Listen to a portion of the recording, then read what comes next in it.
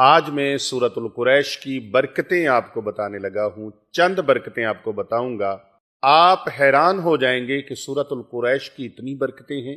یہ ساری کما حق کو نہیں ہے، میں 5 برکتیں ان میں سے آپ کے سامنے رکھنے لگا ہوں، صرف 5 برکت۔ پہلی برکت سورۃ القریش کی، اللہ رب العزت کا جو بھی بندہ، میرے پیارے نبی صلی اللہ علیہ وآلہ وسلم کا جو امتی سورۃ القریش کو پڑھے گا ایمان اور یقین کے ساتھ، اللہ رب العزت کے کرم سے وہ بندہ وقت سے پہلے بوڑھا نہیں ہوگا، وقت سے پہلے بڑھاپا نہیں آئے گا، جو مرضی حالات ہو جائیں وقت سے پہلے۔ آپ دیکھتے ہیں کئی لوگ بوڑھے ہو جاتے ہیں، عمر اتنی نہیں ہوتی، بڑھاپا پہلے آ جاتا ہے، لیکن سورۃ القریش کی تلاوت کرنے والا، سورۃ القریش کا ورد کرنے والا انسان کبھی وقت سے پہلے بوڑھا نہیں ہوتا، بلکہ عمر جتنی بھی زیادہ ہوگی وہ کم عمر نظر آئے گا۔ آج آپ ہزاروں نسخے استعمال کرتے ہیں، لا تعداد نسخے استعمال کرتے ہیں اور لا تعداد چیزوں کو استعمال میں لاتے ہیں، اس لیے کہ ہم کم عمر نظر آئیں۔ یہ روحانی نسخہ لے لیجئے، آپ وقت سے پہلے بوڑھے نہیں ہوں گے اور جتنی بھی عمر ہوگی عمر سے کم نظر آئیں گے۔ دوسری برکت اس کی یہ ہے کہ کھانا کھانے کے بعد جو انسان 5 مرتبہ سورۃ القریش کو پڑھ لیتا ہے، 5 مرتبہ سورۃ القریش کو پڑھتا ہے، اللہ سبحانہ و تعالیٰ اس کے رزق میں کمی نہیں آنے دیتا، اس کے رزق میں اللہ تعالیٰ فراوانی فرما دیتا ہے، اور اس کے پڑھنے والے کی طبعیت خراب نہیں ہوتی۔ اس کھانا کھانے سے اس کا پیٹ بڑھے گا نہیں، باہر نہیں نکلے گا، بلکہ بڑا ہوا پیٹ بھی اندر چلا جائے گا۔ جو پیٹ اس کا ڈھول کی طرح بڑھ گیا ہے وہ پیٹ کم ہونا شروع ہو جائے گا۔ سورۃ القریش کی یہ برکتیں ہیں، سورۃ القریش پڑھیں اور مہنگے مہنگے علاج معالجوں کی طرف آپ کو جانے کی حاجت پیش نہیں آئے گی۔ یہ ایسا روحانی عمل ہے کہ سورۃ القریش پڑھنے کی برکت سے موٹاپا جو ہے، جو پیٹ بڑھ جاتا ہے، زیادہ بڑھ جاتا ہے، وہ پیٹ کم ہو جائے گا، بلکہ پیٹ بڑھے گا نہیں، اگر بڑھ گیا ہے تو کم ہو جائے گا۔ اور تیسری برکت اس کی یہ ہے، روحانی طور پر الحمدللہ وہ دوائیاں جو آپ ظاہری طور پر بیماریوں کے لیے کھاتے ہیں، سورۃ القریش جو انسان ہر کھانے کے بعد 5 مرتبہ صبح دوپہر شام 5 مرتبہ وہ سورۃ القریش پڑھنے کا معمول بنا لیتا ہے، اللہ سبحانہ و تعالیٰ کا ایسا کرم ہوتا ہے کہ اس کو گیس، تبخیر، بادی وغیرہ نہیں ہوتی۔ سورۃ القریش پڑھنے والے کا اصل معاملہ کیا ہے کہ اس کا کھانا زہر نہیں بنتا۔ جو کھانا ہم کھاتے ہیں بعض اوقات وہی کھانا وبال جان بن جاتا ہے، معدے پہ بوجھ پڑ جاتا ہے، تبخیر ہو جاتی ہے، گیس ہو جاتی ہے، بادی ہو جاتی ہے، معدے کے اندر زہر پیدا ہونے لگتا ہے۔ وہ زہر پیدا نہیں ہوگا، اللہ رب العزت سورۃ القریش کی برکت سے معدے کو ڈسٹرب نہیں ہونے دے گا۔ آپ کی جو اندرونی جسمانی بیماریاں ہیں وہ بیماریاں ختم ہو جائیں گی، اور اگر کوئی ایسے جراثیم آتے ہیں جو کھانے کو زہر بناتے ہیں تو سورۃ القریش کی برکت سے وہ کھانا زہر نہیں بننے دیں گے۔ اور اس کے بعد چوتھی اس کی یہ ہے کہ اگر سورۃ القریش پڑھنے کا آپ معمول بنا لیتے ہیں، ہر کھانے کے بعد صبح دوپہر شام کا معمول ہے یا 2 ٹائم کا معمول ہے، آپ نے 5 مرتبہ سورۃ القریش اول آخر ایک بار درود شریف پڑھنے کا معمول بنا لیتے ہیں تو اللہ رب العزت کا ایسا کرم ہوگا، ایسی رحمت ہوگی کہ کھانا کھانے کے بعد گیس مستقل طور پر آپ کے مسائل کو اللہ رب العزت سورۃ القریش کی برکت سے گیس کے مستقل جو مسائل ہیں ان کو اللہ ختم فرما دے گا، اور کولیسٹرول اور یورک ایسڈ بننا بند ہو جائے گا۔ جو لوگ یورک ایسڈ کا اتنا مہنگا علاج کرواتے ہیں اور کولیسٹرول کا علاج کرواتے ہیں، وہ لوگ سورۃ القریش کھانے کے بعد 5 مرتبہ پڑھنے کا معمول بنا لیں، اور اول وآخر ایک مرتبہ درود پاک پڑھنے کا معمول بنا لیں۔ 5 مرتبہ سورۃ القریش پڑھنے کی برکات میں سے 5ویں برکت سن لیجئے، 5واں اس کا روحانی فائدہ سن لیجئے کہ سورۃ القریش پڑھنے والے کو کھانا کھانے کے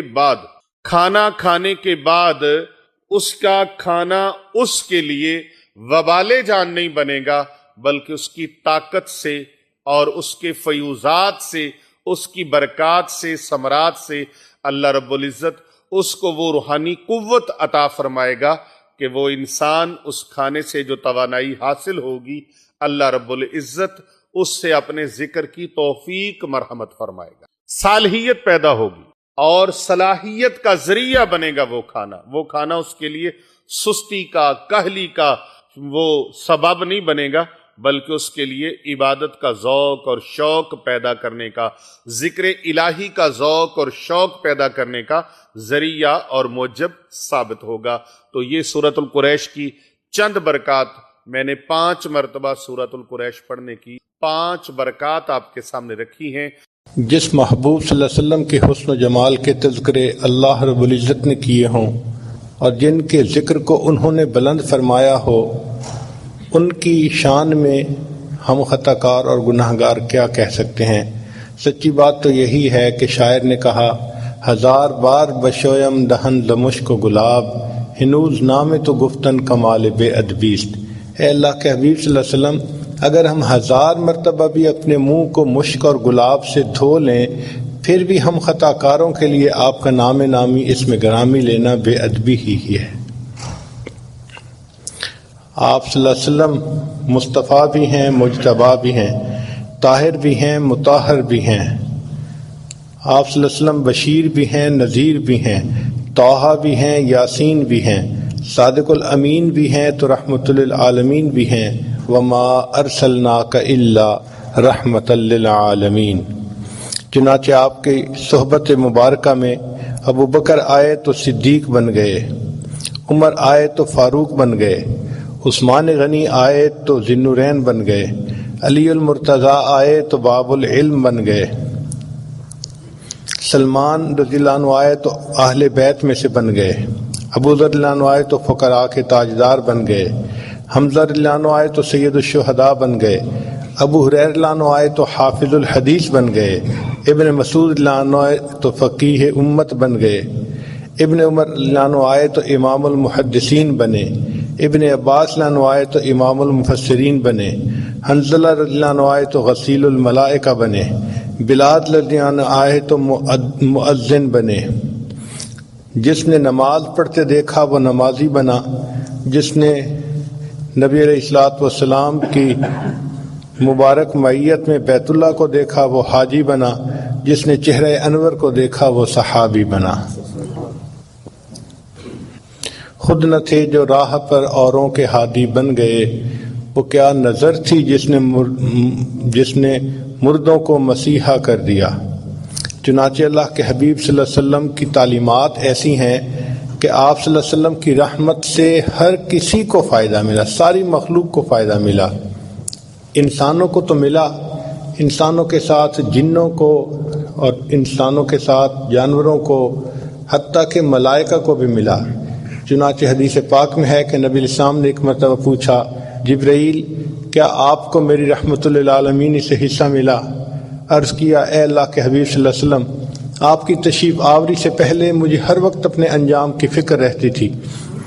میں نے شیطان کو اپنی آنکھوں کے سامنے مردود ہوتے دیکھا تو اس وقت سے میرے دل میں ڈر تھا کہ پتہ نہیں میرا کیا بنے گا، ہر وقت خوف میرے اوپر غالب رہتا تھا۔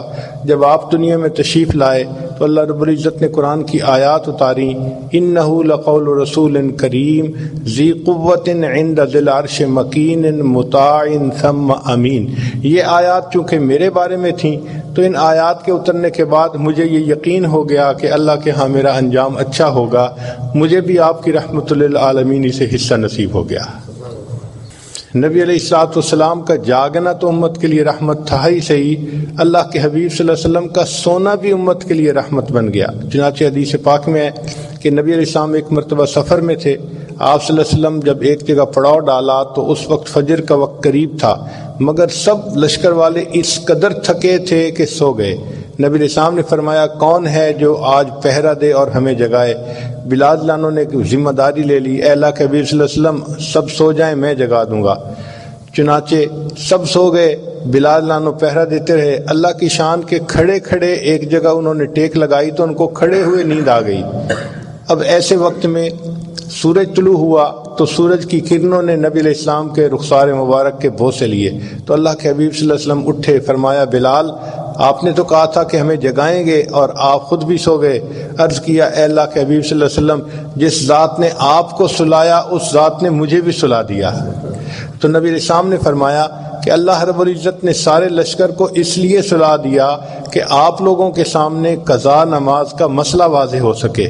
اگر کوئی ایسا معاملہ سونے والا پیش نہ آتا اور نماز قضا نہ ہوتی تو امت کو نماز قضا کرنا جو ہے اس کو ادا کرنا کون سکھاتا؟ تو جس محبوب صلی اللہ علیہ وسلم کی نیند بھی امت کے لیے رحمت ہو، ان کا جاگنا امت کے لیے کتنی رحمت ہوگا۔ بلکہ اللہ کے حبیب صلی اللہ علیہ وسلم کا بھولنا بھی امت کے لیے رحمت۔ حدیث پاک میں ہے کہ نبی علیہ السلام نے امامت فرمائی اور 4 رکعت کی بجائے 2 پہ سلام پھیر دیا۔ تو صحابہ نے پوچھا اے اللہ کے حبیب صلی اللہ علیہ وسلم، کیا آج کے بعد یہ نماز 2 رکعت بن گئی؟ فرمایا لا نسیتو بل نسیتو، میں بھولا نہیں، میں بھلا دیا گیا ہوں، اور اللہ نے مجھے اس لیے بھلا دیا گیا ہے کہ بھولنے کے بعد میں آپ لوگوں کو بتاؤں کہ سجدہ سہو کر کے نماز پوری کیسے کی جاتی ہے۔ جس محبوب صلی اللہ علیہ وسلم کا بھولنا بھی امت کے لیے رحمت ہو، ان کا ہوش کے اندر بات چیت کرنا امت کے لیے کتنی بڑی رحمت ہوگا۔ اس لیے نبی علیہ السلام امت کے لیے بھی رحمت، غیروں کے لیے بھی رحمت۔ آپ ذرا غور کیجئے کہ اہل طائف نے نبی علیہ السلام کے ساتھ کتنا برا سلوک کیا تھا کہ آپ صلی اللہ علیہ وسلم کو شہر میں بیٹھنے بھی نہ دیا اور بچوں کو پیچھے لگا دیا کہ آپ صلی اللہ علیہ وسلم کو شہر سے باہر نکال دیں۔ آپ صلی اللہ علیہ وسلم بڑے غمزدہ تھے۔ ایسے وقت میں جبریل علیہ السلام آئے اور ان کے ساتھ وہ فرشتہ تھا جو پہاڑوں کا اور ہوا کا انتظام کرنے والا تھا۔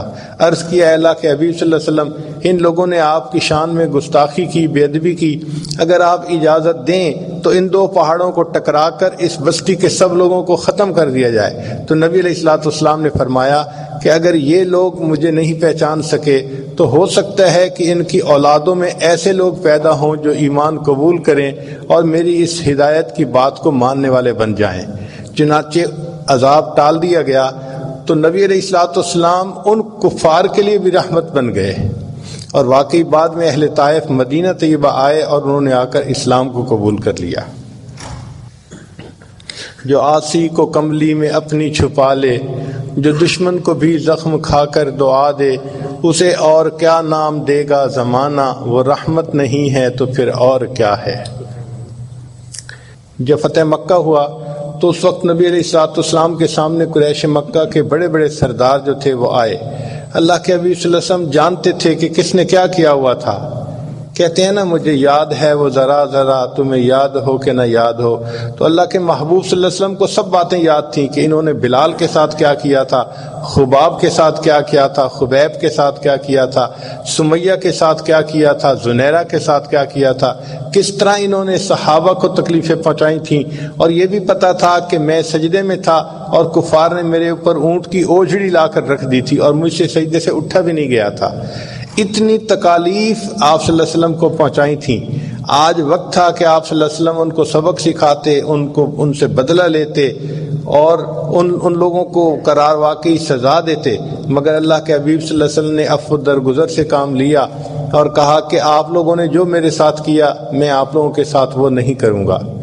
فرمایا کہ جو یوسف علیہ السلام نے اپنے بھائیوں کو کہا تھا کہ لا تثریب علیکم اليوم، جاؤ تمہارے اوپر کوئی قصور نہیں، میں نے تم سب کو معاف کر دیا، تو نبی علیہ السلام نے فرمایا میں بھی اپنے بھائی یوسف علیہ السلام کی طرح آج یہی کہتا ہوں کہ جاؤ تم پر کوئی قصور نہیں، میں نے آج تم سب کے قصوروں کو معاف فرما دیا۔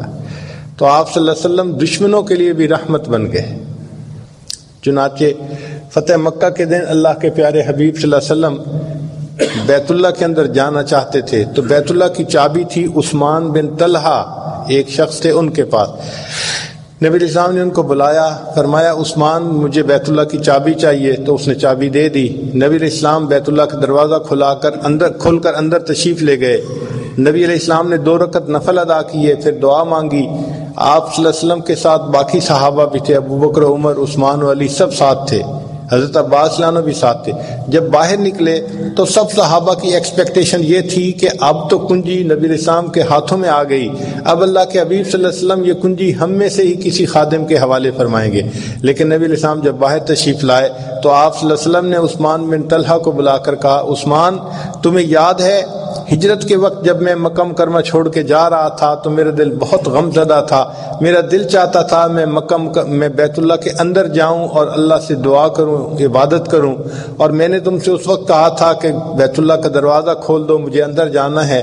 عثمان تم نے انکار کر دیا تھا، اور میں نے کہا تھا کہ عثمان جس جگہ پر آج تم کھڑے ہو ایک وقت آئے گا اس جگہ پر میں کھڑا ہوں گا، اور جہاں میں کھڑا ہوں اس جگہ پر تم کھڑے ہوگے۔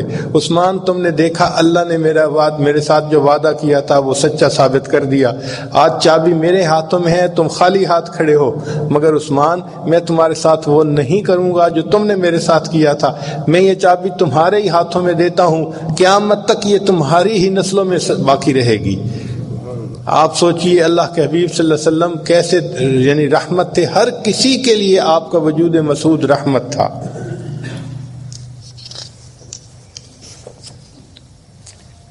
آپ صلی اللہ علیہ وسلم جنوں کے لیے بھی رحمت بن گئے، چنانچہ جنوں نے بھی نبی علیہ السلام کی خدمت میں حاضر ہو کر کلمہ پڑھا۔ اس کا تذکرہ قرآن مجید میں بھی ہے کہ جن آئے اور کہنے لگے انصتوا انا سمعنا منادیا ینادی للایمان ان آمنوا بربکم فآمنا۔ نبی علیہ السلام نے فرمایا کہ جو ہڈیاں وغیرہ پڑی ہوتی ہیں تم ان کے ساتھ نجاست مت لگایا کرو، اس لیے کہ یہ جنوں کی خوراک ہوتی ہے۔ تو دیکھو کہ آپ صلی اللہ علیہ وسلم کی تعلیمات سے جنوں کو بھی فائدہ پہنچ رہا ہے، یعنی دوسرے لفظوں میں نبی علیہ السلام کی رحمت للعالمین سے ان کو بھی حصہ مل رہا ہے۔ جانوروں کے لیے رحمت بن گئے۔ قریش مکہ کے زمانے میں کھڑے جانور کو جسم کے کسی حصے کا گوشت کاٹ کے پکایا جاتا تھا، اور جانور کو کیا تکلیف ہوئی اس کا کوئی خیال نہیں رکھا جاتا تھا۔ نبی علیہ السلام تشریف لائے تو اللہ کے حبیب صلی اللہ علیہ وسلم نے بتلایا کہ جانور کو اس طرح نہیں تکلیف دینی چاہیے، ہاں اگر اللہ کے نام پہ ذبح کرنا ہو وہ تو اور بات ہے۔ چنانچہ آپ صلی اللہ علیہ وسلم نے فرمایا کہ جانور کو تم اگر اپنے گھر میں پالو تو اس کو تم ضرورت کے مطابق کھلاؤ اور پلاؤ اور اس کا خیال رکھو، اور یہ بھی فرمایا کہ اگر اونٹ وغیرہ ہے تو کھڑی حالت میں اس کے اوپر مت بیٹھ جاؤ، اس کو کرسی کے طور پہ استعمال نہ کرو، اگر اوپر بیٹھنا ہے تو تم اب سفر کرو۔ تو اللہ کے حبیب صلی اللہ علیہ وسلم نے جانوروں کے بھی حقوق آ کر سمجھائے، تو جانوروں کو بھی محبوب کی رحمت للعالمین سے حصہ مل گیا۔ چنانچہ اللہ تعالیٰ فرماتے ہیں وما ارسلناک الا رحمت للعالمین۔ نباتات کو بھی حصہ ملا۔ نبی السلام نے فرمایا کہ بلا وجہ کسی درخت کے پتے کاٹنا یا شاخ کاٹنا یہ اچھا نہیں، اور یہ بھی فرمایا کہ بھئی اگر تم درخت لگا سکتے ہو تو تمہیں اس درخت کے لگانے کے بدلے اللہ تعالیٰ کی طرف سے اجر اور ثواب ملے گا۔ تو دیکھیے کہ درختوں کو لگانے کا حکم دیا اور کاٹنے سے منع فرمایا، بلا ضرورت جو کاٹ دیا جاتا ہے۔ تو گویا درختوں کو بھی نبی علیہ السلام کی تعلیمات سے پروٹیکشن مل گئی، یعنی ان کو بھی نبی علیہ السلام کی رحمت للعالمین سے حصہ ملا۔ فرمایا وما ارسلناک الا رحمت للعالمین۔ اگر ہم انسانوں کو دیکھیں تو معاشرے کے ہر فرد کو نبی علیہ السلام کی رحمت للعالمین سے حصہ ملا۔ فرض کرو گھر کے اندر ماں کا ایک درجہ ہوتا ہے، تو نبی علیہ الصلوۃ والسلام نے فرمایا کہ الجنت تحت اقدام امہاتکم، جنت تمہارے لیے ماں کے قدموں کے نیچے ہے۔ ماں کی یہ عظمت نبی علیہ الصلوۃ والسلام نے آ کر بتائی۔ اس سے پہلے دنیا عظمت نہیں جانتی تھی، بلکہ زمانے جاہلیت میں کفار کا تو یہ حال تھا کہ باپ فوت ہوتا تھا تو ماں باقی مال کی وراثت کی طرح بچوں میں تقسیم ہوتی تھی، تو بچے اپنی ماں سے خود نکاح کر لیا کرتے تھے۔ آپ ذرا غور کیجئے کہ اس وقت ماں کا کیا حال تھا۔ نبی علیہ السلام نے آ کر ماں کی شان کتنی سمجھائی اور بتائی کہ بھئی تم اس کی خدمت کرو گے تو تمہیں اپنے اللہ رب العزت کی رضا نصیب ہوگی۔ تو ماں کو بھی نبی علیہ السلام کی رحمت للعالمین سے حصہ ملا، پھر والد کو بھی حصہ ملا۔ اس لیے نبی علیہ السلام نے فرمایا جس شخص نے اپنے والد کے چہرے پر محبت کی ایک نظر ڈالی، اس کے بدلے اللہ تعالیٰ اس کو ایک حج یا ایک عمرے کا ثواب عطا فرمائیں گے۔ دنیا باپ کا مقام نہیں جانتی تھی، یہ مقام کس نے آ کر دنیا کو بتایا؟ اللہ کے محبوب صلی اللہ علیہ وسلم نے بتایا۔ چنانچہ فرمایا کہ تمہارے والد کی رضا میں تمہاری رضا اللہ کی رضا ہے، اور والد کی ناراضگی میں تمہارے رب کی ناراضگی ہے۔ پھر اللہ کے حبیب صلی اللہ علیہ وسلم کی رحمت للعالمین سے گھر کے باقی افراد کو بھی حصہ ملا۔ مثال کے طور پر اولاد کو بھی حصہ ملا۔ نبی علیہ السلام نے فرمایا کہ جب باپ اپنے بچے کو محبت سے بوسہ دیتا ہے تو ریح الولد میں ریح الجنہ، یہ جو بچے کی مہک وہ سونگتا ہے، اللہ تعالیٰ اس کے بدلے اس کو جنت کی مہک سونگنے کی توفیق عطا فرمائیں گے۔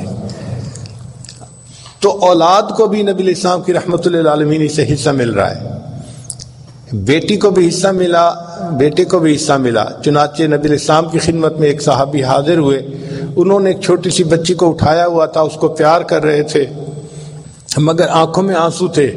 نبی علیہ السلام نے پوچھا کہ کیا معاملہ ہے کہ تم اس بچی کو پیار بھی کر رہے ہو اور تم رو بھی رہے ہو؟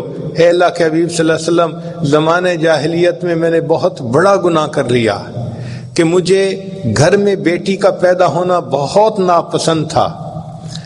میں نے اپنی بیوی کو کہا ہوا تھا کہ اگر میرے ہاں بیٹی پیدا ہوئی تو میں اس کو زندہ دفن کر دوں گا۔ میں تجارتی سفر پہ چلا گیا تھا، واپسی پہ میرے پیچھے میرے ہاں جو ہے وہ بیٹی کی ولادت ہوئی، مگر میری بیوی نے میری بیٹی کو اپنی بہن کے ہاں بھجوا دیا۔ جب میں واپس آیا تو مجھے اس نے کہا کہ میرے ہاں بیٹی ہوئی تھی اور میں نے اس بیٹی کو نمٹا دیا، تو میں مطمئن ہو گیا کہ چلو بچی کو میں نے دیکھا بھی نہیں۔ وہ بیٹی جو تھی میری بیوی کے بہن کے گھر یعنی سالی کے گھر پلتی رہی، حتیٰ کہ تھوڑی بڑی ہو گئی تو وہ ماں اس کو لے کے آتی ہمارے گھر میں، تو میں اس کو اپنی بیوی کی بہن کی بیٹی ہی سمجھتا۔ وہ بچی ذرا بڑی ہوئی، میرے ساتھ معانست کرتی، محبت کا اظہار کرتی، مجھے بھی اچھی لگتی، کبھی میری گود میں آ جاتی، میں اسے اٹھا لیتا، میں اسے پیار کرتا، حتیٰ کہ وہ بچی چلنے کے قابل ہو گئی تو مجھے اس بچی کے ساتھ ایک محبت کا تعلق بن گیا۔ میں اس کو مس بھی کرتا اور کئی مرتبہ پوچھتا کہ میں نے اس کو نہیں دیکھا، وہ کہاں ہے۔ جب میری بیوی کو یقین ہو گیا کہ اب ان کو اس بچی کے ساتھ محبت ہو گئی، ایک دن اس نے یہ ڈسکلوز کیا کہ بھئی یہ تو ہماری بیٹی ہے، میں نے اپنی بہن کے گھر بھیج دیا تھا کہ آپ اس کو دفن نہ کر سکیں۔ وہ کہتے ہیں کہ میں نے یہ سنا اور میرے دل کے اندر اس وقت سے نہ ایک بغض بیٹھ گیا کہ میں نے اس لڑکی کو زمین میں دفن کرنا ہے۔ چنانچہ ایک دن میں اس کو بازار لے کے جاتا تھا، وہ میرے ساتھ کھیلتی تھی، باتیں کرتی تھی، محبت کا اظہار کرتی تھی۔ میں ایک دن اس کو لے کے جنگل میں گیا اور میں نے اپنے ساتھ کسی بھی لے لی، تو کسی لے کر میں زمین کھودنے لگا۔ میں اس بچی کے لیے گڑھا کھود رہا تھا اور وہ مٹی میرے کپڑوں پر پڑ رہی تھی، تو بچی میرے قریب آئی اور کہنے لگی کہ ابو آپ کے کپڑوں پر مٹی لگ رہی ہے۔ میں نے اس کی ان معصومانہ باتوں کا بھی کوئی لحاظ نہ کیا اور میرے اوپر ایسی حیوانیت چھائی ہوئی تھی کہ میں نے گڑھا کھودا اور بالآخر اس بچی کو دھکا دیا اور اس کے اوپر مٹی ڈالنی شروع کر دی۔ وہ بچی رونے لگی، میری آنکھوں میں مٹی جا رہی ہے، سر میں مٹی جا رہی ہے، آپ ایسا کیوں کر رہے ہیں؟ میں نے اس کی کوئی بات نہیں سنی، مٹی ڈالتا رہا حتیٰ کہ اس کی آواز آنی بند ہو گئی۔ میں نے اس بچی کو اپنے ہاتھوں سے زمین میں دفن کر دیا۔ اے اللہ کے حبیب صلی اللہ علیہ وسلم، ایک میری زندگی کا وہ رخ تھا اور ایک رخ یہ ہے کہ آپ صلی اللہ علیہ وسلم تشریف لائے اور آپ نے بچوں سے پیار کرنا سکھایا۔ یہ بیٹی میرے بھائی کی بیٹی ہے، چھوٹی ہے، مگر اب اس کو بھی میں پیار کرتا ہوں، اپنے ساتھ لے کے پھرتا ہوں اور اپنی محبت کا اظہار کرتا ہوں۔ تو اللہ کے محبوب صلی اللہ علیہ وسلم کی رحمت للعالمین سے بیٹی نے بھی حصہ پایا، بیٹے نے بھی پایا، ماں نے بھی پایا، باپ نے بھی پایا، میاں نے بھی پایا، بیوی نے بھی پایا۔ چنانچہ نبی علیہ السلام نے فرمایا کہ جو عورت اس حال میں فوت ہو کہ وہ فرض ادا کرنے والی ہو اور اس کا خامد اس سے راضی ہو تو اس کے لیے جنت کے سب دروازے کھول دیے جائیں گے، وہ جس دروازے سے چاہے گی جنت میں داخل ہو جائے گی۔ خامد کو یہ مقام کس نے سمجھایا؟ اللہ کے حبیب صلی اللہ علیہ وسلم نے سمجھایا۔ تو خامد کو بھی رحمت للعالمین سے حصہ ملا، وما ارسلناک الا رحمت للعالمین، اور بیوی کو بھی حصہ ملا۔ چنانچہ زمانے جاہلیت میں بیویوں کے ساتھ بہت برا سلوک کیا جاتا تھا، یہاں تک کہ اگر جو ہے وہ خامد کی وفات ہو جاتی تھی تو بیوی کو منحوس سمجھا جاتا تھا اور اس کو شہر میں رہنے نہیں دیا جاتا تھا، بلکہ مکہ کے باہر الگ تھلگ کچھ کمرے بنے ہوئے تھے، اس کو وہاں بھیج دیا جاتا تھا کہ یہ منحوس عورت ہے، یہ اس آبادی میں رہنے کے قابل نہیں ہے۔ حالانکہ خاوند کی موت اس کی قسمت کے معاملہ ہے، عورت کا اس میں کیا قصور ہے، مگر اس عورت پر الزام لگایا جاتا تھا۔ اللہ کے حبیب صلی اللہ علیہ وسلم تشریف لائے تو آپ نے سکھایا کہ دیکھو اچھا خامد وہ ہے جو تم میں سے اپنی بیوی کے ساتھ زیادہ اچھے سلوک کی زندگی گزارے۔ نبی اسلام نے فرمایا خیرکم خیرکم لأہلہ، تم میں سے سب سے بہتر وہ ہے جو تم میں سے اپنے اہل خانہ کے لیے بہتر ہے۔ تو آدمی کی اچھائی کا اندازہ اس کے دفتر سے نہیں لگائیں گے، اس کے بزنس سے نہیں لگائیں گے، اس کی فیکٹری سے نہیں لگائیں گے، بلکہ اس کی اچھائی کا اندازہ اس کے گھر والوں کے ساتھ جو اس کا اخلاق ہے اس سے لگائیں گے کہ بھئی یہ گھر والوں کے ساتھ حسن معاشرت کتنی رکھتا ہے۔ آپ دیکھیے بیوی کو عزت کس نے دلوائی؟ اللہ کے محبوب صلی اللہ علیہ وسلم نے دلوائی۔ چنانچہ ایک روایت کا مفہوم ہے کہ خاوند جب بیوی کو محبت کی نظر سے دیکھ کر مسکراتا ہے اور بیوی خاوند کو دیکھ کر مسکراتی ہے، اللہ رب العزت ان دونوں کو دیکھ کر مسکراتے ہیں۔ اس لیے فرمایا کہ انسان جو بھی خرچ کرتا ہے وہ صدقہ کہلاتا ہے دین کے لیے، لیکن اگر وہ بیوی کے اوپر خرچ کرتا ہے تو اللہ تعالیٰ اس کو بہترین صدقہ کرنے کا ثواب عطا فرماتے ہیں۔ تو بیوی کو عزتیں ملی اللہ کے حبیب صلی اللہ علیہ وسلم کی وجہ سے، اس لیے فرمایا وما ارسلناک الا رحمۃ للعالمین۔ پھر اللہ کے حبیب صلی اللہ علیہ وسلم نے کی رحمت سے تاجر نے بھی حصہ پایا۔ نبی اسلام نے فرمایا التاجر الصدوق، جو سچ بولنے والا تاجر ہوگا اللہ تعالیٰ اس کو قیامت کے دن انبیاء کی قطار کے فوراً پیچھے جگہ عطا فرمائیں گے۔ تو تاجر کو بھی عزتیں ملی دنیا کی اور آخرت کی۔ مزدور نے بھی نبی اسلام کی رحمت للعالمین سے حصہ پایا۔ حدیث پاک میں ہے کہ نبی اسلام کے پاس ایک صحابی آئے، انہوں نے مصافحہ کیا۔ نبی اسلام نے دیکھا کہ ان کے ہاتھ بہت سخت ہے، یعنی اس میں گٹے پڑے ہوئے تھے۔ تو محبوب صلی اللہ علیہ وسلم نے پوچھا کہ آپ کے ہاتھ کو کیا ہوا؟ عرض کیا ہے اللہ کے حبیب صلی اللہ علیہ وسلم میں پتھر توڑتا ہوں اور وہ پتھر مکان بننے میں استعمال ہوتے ہیں، اور مزدوری کی وجہ سے میرے ہاتھ جو ہیں وہ سخت ہو گئے ہیں۔ تو نبی علیہ الصلوۃ والسلام نے فرمایا القاسب حبیب اللہ، کہ جو ہاتھ سے محنت اور مزدوری کرتا ہے وہ اللہ کا حبیب ہوتا ہے۔ تو دیکھو مزدور کو بھی عزت مل رہی ہے، دنیا مزدور کو احترام نہیں دیتی، کم نظر سے دیکھتی ہے۔ اللہ کے حبیب صلی اللہ علیہ وسلم نے بتلایا کہ نہیں، مزدور جو ہوتا ہے وہ اللہ کا حبیب ہوتا ہے، اللہ کا محبوب ہوتا ہے، اللہ کا دوست ہوتا ہے۔ پھر اللہ کے حبیب صلی اللہ علیہ وسلم امیر کے لیے بھی رحمت بنے، غریب کے لیے بھی رحمت بنے۔ چنانچہ نبی علیہ الصلوۃ والسلام نے فرمایا کہ جو امیر لوگ نرم بستروں پر زندگیاں گزارنے والے ہوں گے مگر اللہ کو یاد کریں گے، اللہ اس کے بدلے ان کو قیامت کے دن جنت عطا فرمائیں گے۔ نرم بستروں پر ذکر کرنے کی وجہ سے اللہ تعالیٰ ان کو جنت کی نعمتیں عطا فرمائیں گے۔ تو امیر کو سمجھ لگ گئی کہ کس طرح میں زندگی گزاروں تو مجھے جنت کا راستہ نصیب ہو جائے گا۔ تو امیر کے لیے بھی آپ رحمت بن کر تشریف لائے، اور اللہ کے نبی وسلم غریب کے لیے بھی رحمت بن کر آئے۔ نبی علیہ السلام نے خوشخبری دی کہ قیامت کے دن جو غریب ہوں گے وہ امیروں سے 500 سال پہلے جنت میں داخل کر دیے جائیں گے، اور آخرت کا ایک دن دنیا کے 50,000 سال کے برابر ہوگا۔ اگر ایک دن دنیا کے 50,000 سال کے برابر ہے تو جو لوگ 500 سال پہلے جنت داخل کر دیے جائیں وہ کتنے خوش نصیب لوگ ہوں گے۔ نبی علیہ السلام نے دعا مانگی اللہم احینی مسکینہ وامتنی مسکینہ واحشرنی فی زمرۃ المساکین، اے اللہ مجھے مسکینی کی حالت میں زندہ رکھیے، مسکینی کی حالت میں مجھے موت دیجیے، اور قیامت کے دن مسکینوں کے ساتھ میرا حشر فرما دیجیے۔ تو غریب اور مسکین کو عزت ملی کہ اللہ کے حبیب صلی اللہ علیہ وسلم نے دعائیں ایسی کیں کہ جس کی وجہ سے مسکینوں کو دنیا میں عزت کی نگاہ سے دیکھا جانے لگا۔ اس کو کہتے ہیں وما ارسلناک الا رحمت للعالمین، اے محبوب ہم نے آپ کو نہیں بھیجا مگر جہانوں کے لیے رحمت بنا کر بھیجا ہے۔ اللہ کے حبیب صلی اللہ علیہ وسلم بیمار کے لیے رحمت بن کر تشریف لائے۔ نبی علیہ السلام نے فرمایا کہ جب کوئی آدمی بیمار ہوتا ہے تو اللہ رب العزت اس کے لیے فرشتے کو بلا کر فرماتے ہیں کہ دیکھو میرا بندہ صحت کی حالت میں جو اعمال کرتا تھا اب بیمار ہو گیا، اب عذر ہے، لیکن جو اعمال صحت میں کرتا تھا تم اس کا وہ اجر اسی طرح لکھتے رہنا۔ اور یہ بھی فرمایا کہ یہ درد کی وجہ سے کراہے گا تو اس کے کراہنے پر سبحان اللہ اور الحمدللہ پڑھنے کا اجر لکھنا۔ اور یہ بھی فرمایا کہ بیمار آدمی جب شفا پاتا ہے تو اس کے گناہ اس طرح جھڑ جاتے ہیں جیسے پت جھڑ کے موسم میں درختوں کے پتے جھڑ جایا کرتے ہیں۔ چنانچہ بعض احادیث میں ہے کہ بعض بیمار لوگ جب بیماری سے شفا یاب ہوتے ہیں وہ اس طرح گناہوں سے پاک ہوتے ہیں جیسے اس دن پاک تھے جب ان کی ماں نے ان کو جنم دیا تھا۔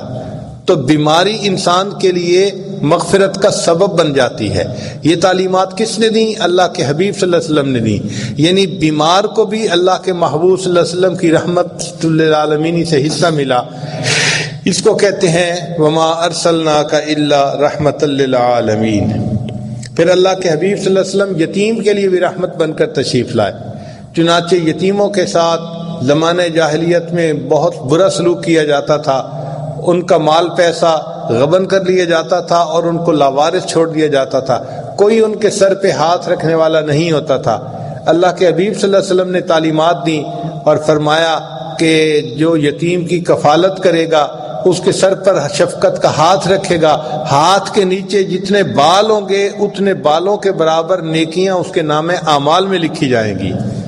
بلکہ حدیث پاک میں مشہور واقعہ ہے کہ عید کے دن نبی علیہ السلام عیدگاہ کی طرف تشریف لے چلے تو آپ صلی اللہ علیہ وسلم جب گلی میں پہنچے تو کچھ بچے نہائے دھوئے اچھے کپڑے پہنے آپس میں خوش خوش کھیل رہے تھے۔ آپ صلی اللہ علیہ وسلم نے سلام فرمایا اور آگے تشریف لے گئے۔ ذرا آگے گئے تو ایک بچے کو دیکھا جو بہت ہی غمزدہ اکیلا بیٹھا ہوا تھا، تو محبوب صلی اللہ علیہ وسلم کھڑے ہو گئے، پوچھا کہ تم اکیلے کیوں ہو، دوسروں کے ساتھ کھیلتے کیوں نہیں؟ اس نے کہا اے اللہ کے حبیب صلی اللہ علیہ وسلم میں یتیم مدینہ ہوں، میرے والد صاحب فوت ہو گئے، کوئی نہیں جو میرے لیے کپڑے لاتا اور میری والدہ مجھے نہلا دھلا کر کپڑے پہناتی، میں اس وقت لاوارث ہوں تو اس لیے میں تنہا بیٹھا اپنے والد کو یاد کر رہا ہوں۔ نبی علیہ السلام نے اسے فرمایا اچھا تم میرے ساتھ آؤ۔ وہ بچہ ساتھ چلا۔ اللہ کے حبیب صلی اللہ علیہ وسلم عیدگاہ جانے کی بجائے واپس اپنے گھر تشریف لے آئے اور عائشہ صدیقہ رضی اللہ عنہا سے فرمایا کہ حمیرہ اس بچے کو نہلا دو۔ چنانچہ بچے کو جب نہلایا گیا تو وہ بچہ حضرت حسن رضی اللہ عنہ کے ہم عمر تھا، تو نبی علیہ السلام نے فاطمہ زہرا رضی اللہ عنہا کو پیغام بھجوایا کہ حسن کے اگر اچھے دھلے کپڑے ہوں تو بھجوا دیجیے۔ وہ جب کپڑے آ گئے تو وہ بچے کو نئے یا دھلے ہوئے کپڑے صاف پہنا دیے گئے، پھر ان کے سر پہ تیل لگایا گیا، آنکھوں میں سرما ڈالا گیا، عائشہ صدیقہ رضی اللہ عنہا نے اس کے بالوں میں کنگھی بھی کی، خوشبو لگائی۔ جب وہ بچہ تیار ہو گیا تو اللہ کے حبیب صلی اللہ علیہ وسلم نے اس سے پوچھا کہ بتاؤ تم اپنے والد کے ساتھ جب عیدگاہ جاتے تھے تو کس طرح چل کے جاتے تھے، ہاتھ پکڑ کے چلتے تھے یا کیا کرتے تھے؟ اس نے کہا اے اللہ کے حبیب صلی اللہ علیہ وسلم میں اپنے والد کے کندھوں پر بیٹھ کر جایا کرتا تھا۔ نبی علیہ السلام زمین پر بیٹھ گئے اور اس بچے کو فرمایا کہ آؤ تم میرے کندھے پر بیٹھ جاؤ۔ سبحان اللہ، یہ ہے رحمت للعالمین۔ وہ بچہ کندھے پر بیٹھ گیا، نبی علیہ السلام اس کو اٹھا کر پھر واپس جو ہے گلی میں تشریف لائے۔ اب وہ بچے جو کھیل رہے تھے انہوں نے دیکھا پہلے یہی بچہ تنہا الگ بیٹھا تھا، اب یہ نہایا دھو کر نبی علیہ السلام کے مبارک کندھوں پر بیٹھ رہا ہے۔ تو ان بچوں نے آنکھوں میں ایک دوسرے سے گفتگو کی اور بات چیت کی، پوچھا کہ کیا معاملہ ہے، تو اس بچے نے خوش ہو کر کہا کہ مجھے اللہ کے محبوب صلی اللہ علیہ وسلم نے اپنا بیٹا بنا لیا۔ کتابوں میں تو یہاں تک لکھا ہے کہ وہ جو کھیل رہے تھے بچے، ان میں سے ایک بچے نے ٹھنڈی سانس لی اور کہنے لگا کاش میرے والد بھی فوت ہو چکے ہوتے اور اللہ کے حبیب صلی اللہ علیہ وسلم مجھے بھی اپنا بیٹا بنا لیتے۔ نبی علیہ السلام اس حال میں اس بچے کو لے کے عیدگاہ تشریف لائے تو جب آپ صلی اللہ علیہ وسلم ممبر پر چڑھنے لگے تو وہ بچہ نیچے بیٹھنے لگا۔ نبی علیہ السلام نے فرمایا نہیں تم نیچے نہیں بیٹھو گے، بلکہ ممبر میں جہاں میں بیٹھوں گا میرے ساتھ تم بیٹھو گے۔ آپ صلی اللہ علیہ وسلم نے اس یتیم بچے کو اپنے ساتھ بٹھایا اور پھر اس کے سر پر ہاتھ رکھ کر فرمایا انا وکافل الیتیم ھکذا، کہ قیامت کے دن میں اور یتیم کی کفالت کرنے والا جنت میں اس طرح ایک دوسرے کے ساتھ اکٹھے ہوں گے۔ اب دنیا کو پتہ چلا کہ یتیم کی کفالت کرنا کتنا بڑا اجر کا کام ہے، تو اللہ کے حبیب صلی اللہ علیہ وسلم کی رحمت للعالمین سے یتیم کو بھی حصہ ملا۔ فرمایا وما ارسلناک الا رحمت للعالمین۔ اللہ کے حبیب صلی اللہ علیہ وسلم کی تعلیمات سے نوجوانوں کو بھی حصہ ملا۔ چنانچہ حدیث پاک میں نبی علیہ السلام نے فرمایا کہ جو نوجوان جوانی کی حالت میں اللہ کی عبادت میں سرشار ہوتا ہے، اس عمل کی وجہ سے اللہ اس کو قیامت کے دن عرش کا سایہ عطا فرمائیں گے۔ شاب نشأ فی عبادت اللہ، وہ نوجوان جو اللہ کی عبادت میں سرشار ہو قیامت کے دن اس کو عرش کا سایہ نصیب ہوگا۔ نبی علیہ السلام کی تعلیمات سے بوڑھے کو بھی حصہ ملا۔ پہلے وقتوں میں بوڑھے کی کوئی عزت قدر نہیں ہوتی تھی، کوئی اس کو کوئی اہمیت نہیں دیتا تھا، لیکن اللہ کے حبیب صلی اللہ علیہ وسلم نے فرمایا کہ ان من اجلال اللہ تعالی ذی الشیبۃ فی الاسلام، کہ جس شخص کے بال اسلام میں یعنی کلمہ پڑھتے پڑھتے سفید ہو گئے ہوں، جو شخص ایسے بندے کا احترام کرے گا ایسا ہی ہے کہ اس نے اپنے اللہ کا احترام کیا۔ آپ بتائیے کہ دنیا میں کون سا معاشرہ ہے جو کسی بوڑھے کا اتنا احترام بتلاتا ہو؟ کوئی مذہب اتنا نہیں بتلاتا، کوئی معاشرہ اتنا نہیں بتلاتا۔ اگر یہ تعلیمات دیں تو اللہ کے محبوب صلی اللہ علیہ وسلم نے دیں، وما ارسلناک الا رحمت للعالمین، اے محبوب ہم نے آپ کو جہانوں کے لیے رحمت بنا کر بھیجا ہے۔ چنانچہ اللہ کے حبیب صلی اللہ علیہ وسلم ساری انسانیت کے لیے رحمت بن کر تشریف لائے۔ قیامت کے دن جب اللہ رب العزت جلال میں ہوں گے تو اس وقت جہنم کو لایا جائے گا، 19 فرشتے ہوں گے جو اس کو کھینچ کر لائیں گے، اور جہنم کی آگ ابھر رہی ہوگی اور اس کے انگارے اوپر اٹھ کر جائیں گے اور نیچے لوگوں پر گریں گے۔ امام غزالی رحمۃ اللہ لکھتے ہیں کہ انبیاء میں سے کوئی نبی ایسا نہیں ہوگا جس کے دل میں یہ خوف نہ ہو کہ یہ انگارے کہیں میرے اوپر نہ آ کر گر جائیں۔ انبیاء بھی غمزدہ ہوں گے، نفسی نفسی کہہ رہے ہوں گے۔ اس وقت اللہ کے حبیب صلی اللہ علیہ وسلم کے پاس انبیاء آئیں گے اور کہیں گے کہ آپ اللہ کے محبوب ہیں، آپ سب کی شفاعت کیجئے کہ اللہ تعالیٰ حساب فرما لیں تاکہ ہم اس مشکل جو ہے وہ کیفیت سے بچ جائیں۔ تو اللہ کے حبیب صلی اللہ علیہ وسلم فرماتے ہیں اس وقت اللہ تعالیٰ مجھے مقام محمود عطا فرمائیں گے، میں اللہ کے عز سے وہاں پہنچوں گا اور اللہ کے سامنے سجدہ کروں گا، اور میں اللہ کی ایسی تعریف کروں گا کہ جو تعریف نہ پہلے کسی نے کی ہوگی نہ بعد میں کسی نے کی ہوگی، حتیٰ کہ اللہ رب العزت کو میرے اوپر پیار آئے گا۔ اللہ تعالیٰ فرمائیں گے یا محمد، اے میرے محبوب صلی اللہ علیہ وسلم، ارفع رأسک، اپنے سر کو اٹھا لیجئے، سل تعطا، آپ بتائیے چاہتے کیا ہیں، جو کہیں گے آپ کی بات کو ہم پورا کر دیں گے۔ تو اللہ کے حبیب صلی اللہ علیہ وسلم اس وقت کہیں گے اے اللہ اپنے بندوں کا حساب لے لیجئے، چونکہ اس طرح اس حالت میں بندوں کا کھڑے ہونا اتنی دھوپ میں یہ بہت مشکل ہے۔ پھر اللہ رب العزت کی جو جلال ہوگا وہ اللہ کے جمال میں تبدیل ہو جائے گا، اور پھر اللہ تعالیٰ جمال کے ساتھ ساری مخلوق کا حساب لیں گے۔ تو ساری مخلوق کو نبی علیہ السلام کی رحمت للعالمین سے حصہ ملے گا، انبیاء کو بھی ملے گا اور پہلی امتوں کو بھی ملے گا، اور اس امت کو تو ضرور ملے گا۔ چنانچہ نبی علیہ السلام نے فرمایا کہ اللہ رب العزت نے ہر نبی علیہ السلام کو ایک ایسی دعا مانگنے کا اختیار دیا کہ جیسی مانگی جائے گی وہ قبول کر لی جائے گی۔ چنانچہ ابراہیم علیہ السلام نے مانگی، نوح علیہ السلام نے مانگی، باقی انبیاء نے مانگی۔ تو ایک صحابی نے پوچھا اے اللہ کے وسلم آپ کو بھی اختیار ملا؟ نبی علیہ السلام نے فرمایا ہاں مجھے بھی اختیار ملا۔ اے اللہ کے وسلم آپ نے کون سی دعا مانگی؟ نبی علیہ السلام نے فرمایا میں نے کوئی دعا نہیں مانگی، میں نے اس دعا کو قیامت کے دن کے لیے ذخیرہ چھوڑ دیا، قیامت کے دن میں وہ دعا مانگوں گا اور میں اس وقت تک جنت میں نہیں جاؤں گا جب تک میری امت میرے ساتھ جنت میں نہیں جائے گی۔ اس کو کہتے ہیں رحمت للعالمین، وما ارسلناک الا رحمت للعالمین، اے محبوب ہم نے آپ کو جہانوں کے لیے رحمت بنا کر بھیجا ہے۔ آپ صلی اللہ علیہ وسلم نیکوں کے لیے تو رحمت ہیں ہی، گناہگاروں کے لیے بھی رحمت بن کر تشریف لائے۔ چنانچہ گناہگاروں کی آپ شفاعت فرمائیں گے۔ نبی علیہ السلام نے فرمایا اللہ رب العزت نے مجھے اختیار دیا، اے محبوب صلی اللہ علیہ وسلم اگر آپ چاہیں میں آپ کی آدھی امت کو بے حساب جنت بھیج دوں گا، اور اگر آپ چاہیں تو جتنوں کی آپ سفارش کریں گے میں ان کو جنت میں بھیجوں گا۔ نبی علیہ السلام نے فرمایا فاخترت الشفاعہ، میں نے شفاعت کو اختیار کر لیا اس لیے کہ میری شفاعت سے آدھی سے زیادہ امت کے لوگ جنت میں جائیں گے۔ وما ارسلناک الا رحمت للعالمین، اے محبوب صلی اللہ علیہ وسلم ہم نے آپ کو جہانوں کے لیے رحمت بنا کر بھیجا۔ حدیث پاک میں ہے نبی علیہ السلام فرماتے ہیں کہ میرے لیے قیامت کے دن ایک نور کا ممبر لایا جائے گا اور مجھے کہا جائے گا کہ اس کے اوپر بیٹھ جائیں۔ میں اس ڈر کی وجہ سے ممبر پر نہیں بیٹھوں گا کہ ایسا نہ ہو کہ میں ممبر پر بیٹھ جاؤں اور یہ ممبر اڑ کر جنت میں چلا جائے اور میری امت پیچھے اکیلی رہ جائے، تو میں امت کی انتظار کی وجہ سے کھڑا رہوں گا اور کہوں گا کہ اللہ میری امت کا حساب جلدی لے لیجئے، پھر میں بیٹھوں گا اور آگے جنت میں جاؤں گا۔ تو اللہ کے حبیب صلی اللہ علیہ وسلم اس وقت امت کی شفاعت کریں گے جب شفاعت کرنے والا کوئی نہیں ہوگا. فرمایا وما ارسلناک الا رحمت للعالمین، اے محبوب ہم نے آپ کو جہانوں کے لیے رحمت بنا کر بھیجا ہے. علامہ اقبال نے کیا خوبصورت شعر کہا، تو غنی از ہر دو عالم من فقیر، اے اللہ آپ دو عالم سے غنی ہیں اور میں تو فقیر ہوں. تو غنی از ہر دو عالم من فقیر، روز محشر عذر ہائے من پذیر. اللہ قیامت کے دن میرے عذروں کو قبول کر لینا، گر تمہیں بینی حسابم ناگزیر. اللہ اگر آپ یہ فیصلہ کر لیں کہ قیامت کے دن میرا حساب ضرور لینا ہے، از نگاہ مصطفیٰ پنہاں بگیر، اللہ مصطفیٰ کریم کی نگاہوں سے اوجھل میرا حساب لینا، مجھے ان کے سامنے شرمندگی نہ اٹھانی پڑ جائے. چنانچہ آپ صلی اللہ علیہ وسلم پورے جہانوں کے لیے رحمت بن کر تشریف لائے.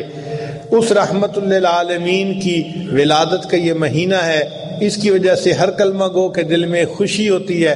اس لیے اس مہینے میں نبی اسلام کی سیرت کے مختلف پہلوؤں کو بیان کیا جاتا ہے اور ان تعلیمات پر عمل کرنے کا ارادہ اور عزم نو کیا جاتا ہے. ان مجالس میں آنا نبی علیہ الصلوۃ والسلام کے ساتھ محبت کی دلیل ہے. اللہ رب العزت اس محبت کو قبول فرمائے اور اس کے بدلے اللہ تعالیٰ قیامت کے دن ہمیں نبی علیہ السلام کے غلاموں میں شامل فرمائے. حدیث پاک میں ہے کہ ثوبان رضی اللہ عنہ نبی علیہ السلام کے غلام تھے.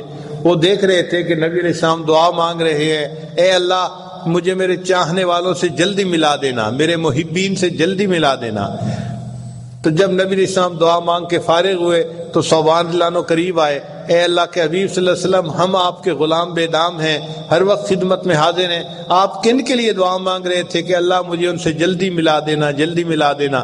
تو نبی علیہ السلام نے فرمایا ثوبان تم نے مجھے دیکھا، جبریل علیہ السلام کو اترتے دیکھا، قرآن کو اترتے دیکھا، تمہارا ایمان بھی بڑا قیمتی ہے، مگر کچھ لوگ میری امت میں ایسے بھی ہوں گے جو قرب قیامت میں پیدا ہوں گے، انہوں نے مجھے نہیں دیکھا ہوگا، صرف اپنے علماء سے میرے تذکرے سنے ہوں گے، اور اس ثوبان وہ تذکرے سن کر مجھ سے اتنی محبت کرنے والے بن جائیں گے، اگر ان کو اختیار دیا جاتا کہ وہ اپنی اولاد کو بیچ کر میرا دیدار کر سکتے تو وہ یہ کام بھی کر گزرتے. ان اپنے چاہنے والوں کے لیے میں اداس ہوں اور دعا کر رہا ہوں کہ اللہ مجھے ان اپنے احبا سے جلدی ملا دینا. تو یہ خوش نصیبی ہے کہ آج اس دور میں جو قرب قیامت کا دور ہے، اللہ رب العزت نے دلوں میں اپنے محبوب صلی اللہ علیہ وسلم کی محبت ڈالی ہے. عجب چیز ہے عشق شاہ مدینہ، یہی تو ہے عشق حقیقی کا زینہ، ہے معمور اس عشق سے جس کا سینہ، اسی کا ہے مرنا اسی کا ہے جینا. اللہ تعالیٰ اس محبت پر ہمیں زندگی عطا فرمائے، حتیٰ کہ جب ملک الموت آئے ہمارے دماغ کو ٹٹولے تو علم نبی سے بھرا ہوا نظر آئے، ہمارے دلوں کو ٹٹولے تو عشق نبی سے بھرا پائے، ہمارے اعضاء کو ٹٹولے تو سنت نبی سے سجا ہوا پائے. اس حالت میں ہم اپنے اللہ کے حضور جائیں اور اللہ کے سامنے پیش ہوں اور پھر یہ کہہ دیں تیرے محبوب کی یا رب شباہت لے کے آیا ہوں، حقیقت اس کو تو کر دے میں صورت لے کے آیا ہوں. اے اللہ ہم تو صرف صورت لے کے آئے ہیں، آپ رحمت فرما کے اس کو حقیقت میں تبدیل فرما دیجئے. چنانچہ آج نبی علیہ الصلوۃ والسلام کی جو ہے نا وہ ذکر کی اس محفل میں ہم اکٹھے ہیں. اللہ تعالیٰ اس کو ہمارے لیے بخشش کا ذریعہ بنا دے. سلام اس پر کہ جس نے بے کسوں کی دستگیری کی، سلام اس پر کہ جس نے بادشاہی میں فقیری کی، سلام اس پر کہ جس کے گھر میں چاندی تھی نہ سونا تھا، سلام اس پر کہ ٹوٹا بوریا جس کا بچھونا تھا، سلام اس پر جو بھوکا رہ کے اوروں کو کھلاتا تھا، سلام اس پر جو سچائی کی خاطر دکھ اٹھاتا تھا، سلام اس پر جو فرش خاک پر جاڑے میں سوتا تھا، سلام اس پر جو امت کے لیے راتوں کو روتا تھا، سلام اس پر کہ جس نے فضل کے موتی بکھیرے ہیں، سلام اس پر بروں کو جس نے فرمایا کہ میرے ہیں. ساری دنیا اچھوں کو اپنا بناتی ہے مگر بروں کو اپنا کوئی نہیں بناتی. نبی علیہ الصلوۃ والسلام نے بروں کو سینے سے لگایا اور